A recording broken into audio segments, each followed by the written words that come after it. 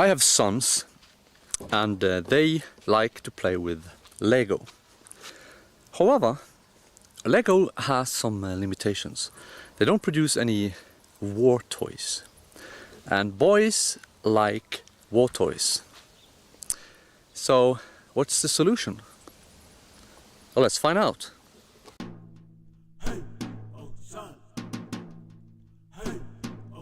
The problem with Scandinavian toys is always that they're supposed to be so peaceful. They're not supposed to promote war and aggression and so forth. But thankfully, there are more sane toy producers in this world, and I'm going to show you a few of them.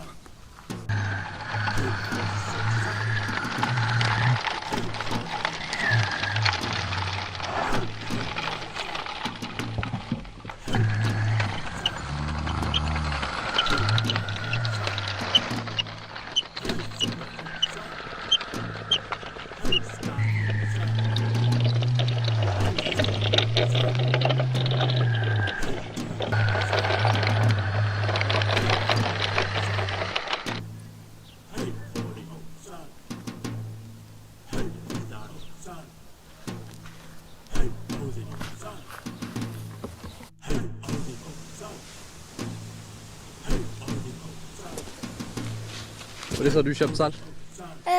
Disse to har jeg kjøpt selv. Denne fikk jeg til bursdagen, og denne fikk jeg utenom.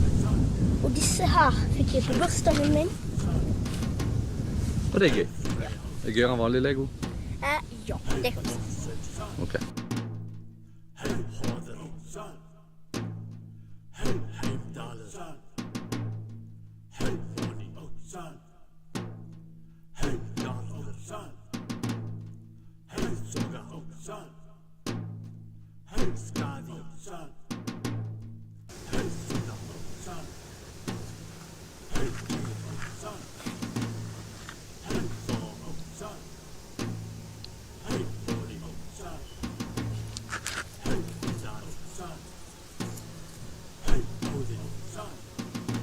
Ganske tøff kamuflasje, Tiva.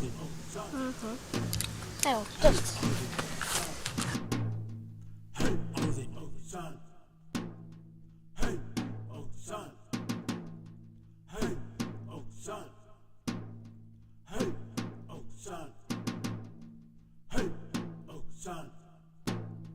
Hey Baldur,